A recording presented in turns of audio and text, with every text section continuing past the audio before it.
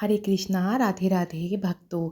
आज हम आपको बताएंगे अघन या माघशीष के महीने में लड्डू गोपाल जी की सेवा हमें कैसे करनी चाहिए। भगवत गीता में भगवान श्री कृष्ण अर्जुन से स्वयं कहते हैं, सभी मासों में माघशीष का माह मैं स्वयं हूँ।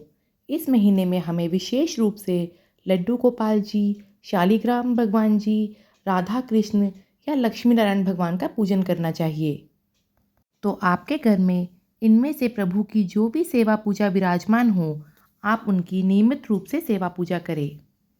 ऐसा करने से भगवान विष्णु तो प्रसन्न होंगे ही, साथ ही धन संपत्ति से जुड़ी हमारी सभी प्रकार की परेशानियां भी दूर होगी और घर में सुख शांति का वास होगा। माघशीष के महीने के नियम बहुत ही कम लोग जानते हैं।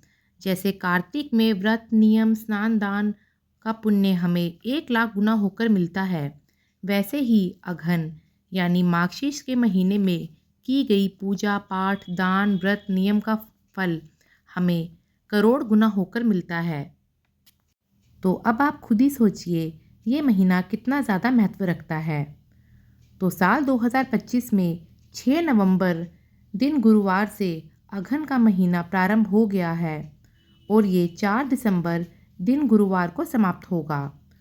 तो अघन में 5 गुरुवार पड़ रहे हैं। आप चाहे तो आप गुरुवार के व्रत का नियम भी ले सकते हैं। तो इस महीने में रोज़ाना आप लड्डू गोपाल जी को हल्के गुनगुने जल से स्नान कराएं और विशेष तिथियों में जैसे एकादशी, पूर्णिमा, अमावस या अघन के गुरुवार के दिन आप उन्हें पंचामृत या कच्चे दूध से स्नान कराएं। और मौसम के हिसाब से लड्डू गोपाल जी को गर्म वस्त्र पहनाना शुरू कर दे। किसी भी नए मौसमी फल और सब्जी का भोग सबसे पहले लड्डू गोपाल जी को लगाए। रोज़ाना सुबह व संध्या दोनों समय उनकी आरती करें, गुनगुने दूध का भोग लगाए और भोग में तुलसी पत्र ज़रूर रखें। इस महीने में भगवान विष्णु का विशेष पूजन भी किया जाता है, जिसमें चंदन, दक्षिणावर्ती शंख, कच्चा दूध, तुलसी मंजरी की सूखी लकड़ी चंदन में मिलाकर लड्डू गोपाल जी को तिलक करना और घी का दीपक जलाना बहुत ही ज़्यादा शुभ फलदायी माना जाता है। इसके अलावा पूजा में आप फूल या अक्षत भी इस्तेमाल कर सकते हैं। तो मौसम में बदलाव आ गया है, सर्दी की शुरुआत हो गई है। आप अपने लड्डू गोपाल जी को वेलवेट, शनील, क्रोशिया के वस्त्र पहनाने शुरू कर दे, क्योंकि अब हल्की ठंड सुबह व शाम की पड़नी शुरू हो गई है।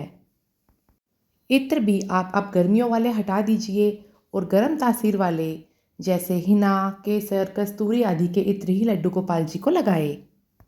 और धीरे धीरे जैसे जैसे मौसम में ठंड बढ़ती जाए, आप उन्हें ऊनी वस्त्र, टोपी आदि भी पहनानी शुरू कर दें।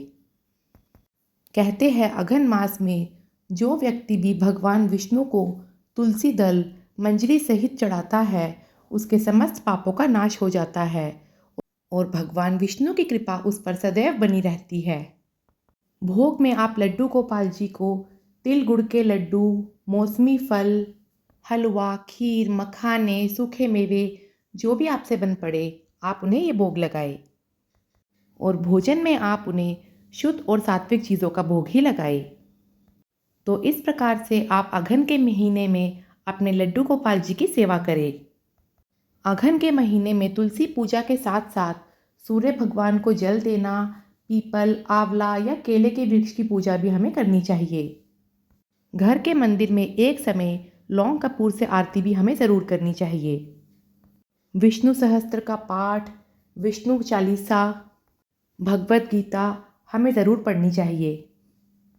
तो फ्रेंड्स, इनमें से जो भी आपसे बन पड़े, आप वो सेवाएं लड्डू गोपाल जी को अघन के महीने में ज़रूर दें, क्योंकि हमारे द्वारा की गई थोड़ी सी भी पूजा सेवा से भगवान विष्णु बहुत ही शीघ्र प्रसन्न हो जाते हैं और ये महीना पूर्ण रूप से भगवान विष्णु को समर्पित है। तो आप जो भी सेवाएं उन्हें देंगे, उसका फल आपको अनंत गुना होकर ही मिलेगा। तो फ्रेंड्स, अघन के महीने की संपूर्ण जानकारी हमने आपको दे दी है। आई होप आपको ये वीडियो पसंद आया होगा। अगर आप हमारे चैनल पर नए हैं तो चैनल को सब्सक्राइब करें। वीडियो पसंद आया हो तो इसे लाइक और शेयर भी ज़रूर करें। राधे राधे। जय श्री कृष्णा।